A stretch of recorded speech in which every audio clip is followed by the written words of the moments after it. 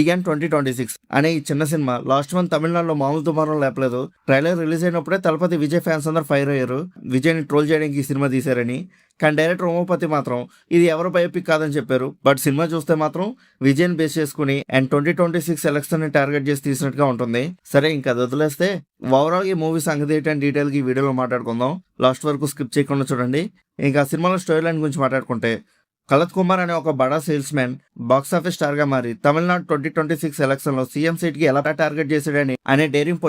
ఇంకా డైరెక్టర్ అయితే ఈ మూవీలో హీరో టాప్ 1 స్టార్ గా ఎలా ఎదిగాడు అనేది చాలా ఫన్నీగా చూపించారు. ఇక్కడ మనం అబ్జర్వ్ చేస్తే విజయ్ కెరియర్ స్టార్టింగ్ లో ఫేస్ చేసిన కొన్ని స్ట్రగుల్స్ ని అండ్ ఆయన మాస్ ఇమేజ్ బిల్డింగ్ ని ఇందులో స్టేబుల్ గా ప్యారడీగా చూపించారు.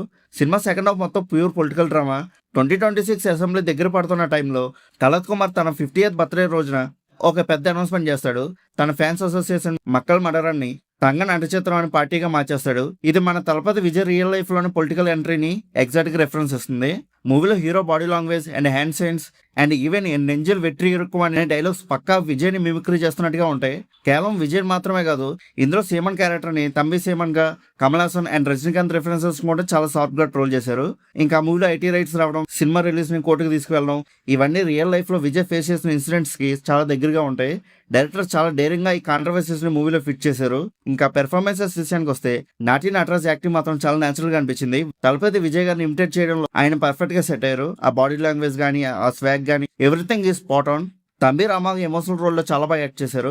పర్టికులర్లీ హీరోని సేమ్ చేయాలని తపన యాక్టింగ్ లో చాలా బాగా కనిపిస్తుంది. టెక్నికల్ గా బీజియం కొన్ని చోట్ల బాగానే ఉన్నాయి కానీ సాంగ్స్ మాత్రం పెద్ద ఏం అనిపించలేదు. ఇంకా సినిమాటోగ్రఫీ అయితే నీట్ గా ఉంది. లో బడ్జెట్ మూవీ అయినా విజువల్ గా చాలా రిచ్ గా కనిపించింది. కానీ స్క్రిప్ట్ అండ్ స్క్రీన్ ప్లే లో కొన్ని ఫ్లాస్ ఉన్నాయి. ఫస్ట్ హాఫ్ ఫాస్ట్ ప్లేస్డ్ గా మూవ్ అయిపోయినా సెకండ్ హాఫ్ లో పొలిటికల్ సెటైర్స్ వేయడంలో డైరెక్టర్ కొంచెం సేఫ్ గా ఆడినట్టుగా అనిపించింది. ఇంకా షార్ప్ గా ఇంకా బోల్డ్ గా ఉండుంటే ఇంకా బాగుండేది. కానీ ప్రజెంట్ పొలిటికల్ హీట్ లో ఇది తీయడమే గ్రేట్ అని చెప్పాలి. ఇంకా ఈ మూవీ తెలుగు డబ్బింగ్ తో అమెజాన్ ప్రైమ్ వీడియోలో స్ట్రీమింగ్ అవుతుంది. తెలుగు డబ్బింగ్ అయితే పర్ఫెక్ట్ గా సెట్ అయింది. ఇంకా ఓవరాల్ గా ఈ మూవీ ఎలా ఉందని అడిగితే ఇట్స్ అన్ యావరేజ్ మూవీ.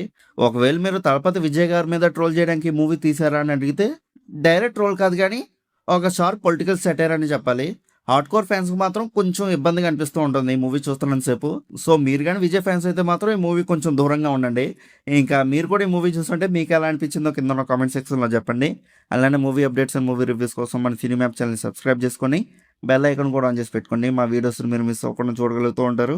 ఇంకా మళ్ళీ మనం నెక్స్ట్ వీడియోలో కలుసుకుందాం. బై.